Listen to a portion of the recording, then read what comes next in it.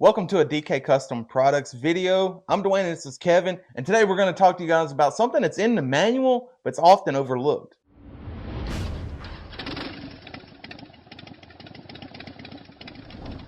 In my opinion, anything soft on your motorcycle is consumable. It's perishable. Tires, gaskets, and hoses.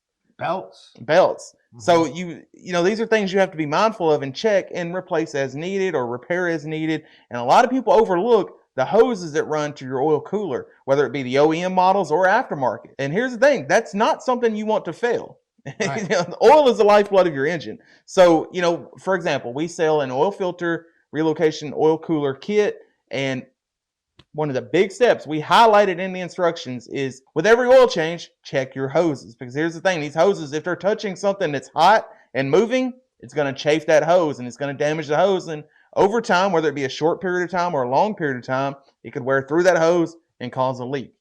And here's a post from a forum where a guy bought a certified Harley-Davidson, so it was used. Mm-hmm. It was a road glide, and it was gone over, checked, and said by Harley, everything's good with this bike.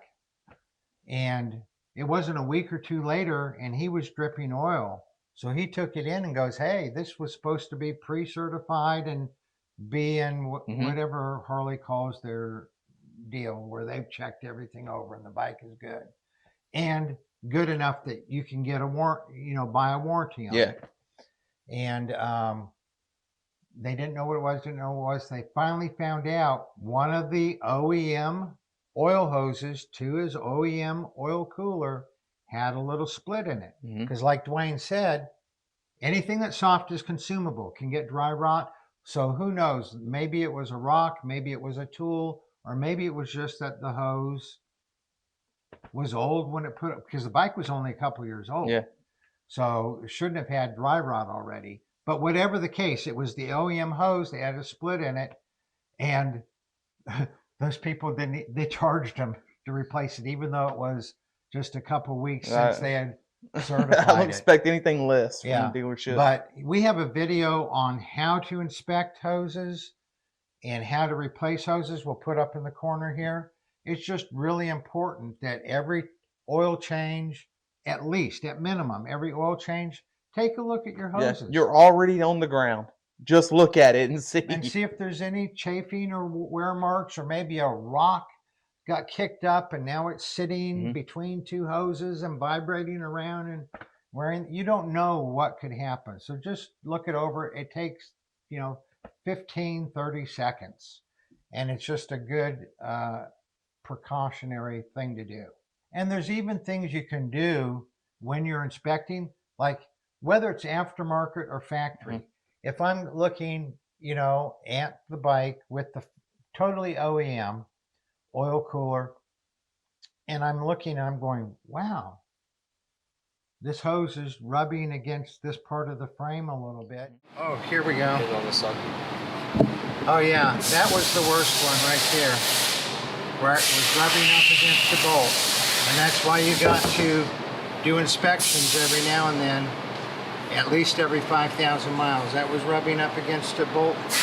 And there's a little flattened out spot on that. Not enough to change the hose, but I know that eventually that's probably going to be the failure point. Yeah. You know what I do? I take a piece of silicone tape and I wrap it around that hose. Just an extra layer of protection. Right, because then that way it has to wear through that silicone tape before it even gets to the hose. That's right. So what we did is we wrapped some silicone tape around the two spots that we saw were wear spots, where stuff sticks out of the frame and just rubs a little.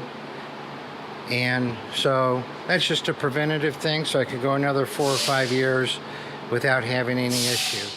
And so that's a little trick. A lot of people put protective coating, a protective sheath around their hoses, but then, especially if you use that plastic loom stuff with the split in it, that stuff can chafe against the thing, and then it's covering it and you don't even know it. Right.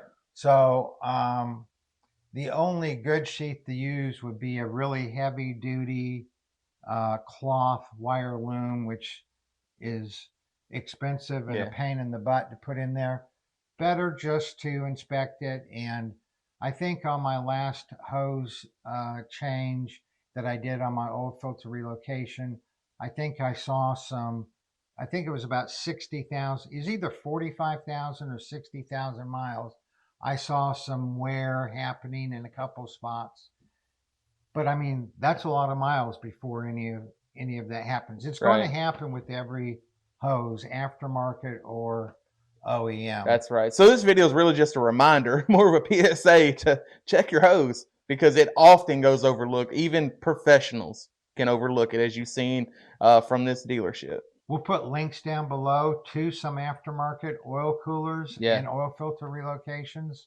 So the bottom line is, don't be afraid of hoses. That's right. You have to inspect the OEM ones anyway. So if you add an aftermarket oil filter relocation or oil cooler, you go, oh, I'm afraid of the hoses. Well, while you're inspecting the OEM ones, inspect the aftermarket ones. Right. There's no reason to be apprehensive about the hose. Just be mindful and check them periodically, and do it with every oil change so you don't forget it. Yeah. We'll put links to oil filter relocations and oil coolers down in the description below. That's right. Now, if you guys have any questions about anything you've seen in this video, or if you have any ideas on videos you'd like for us to do, leave us a comment below or shoot me an email to support@dkcustomproducts.com. Y'all ride safe.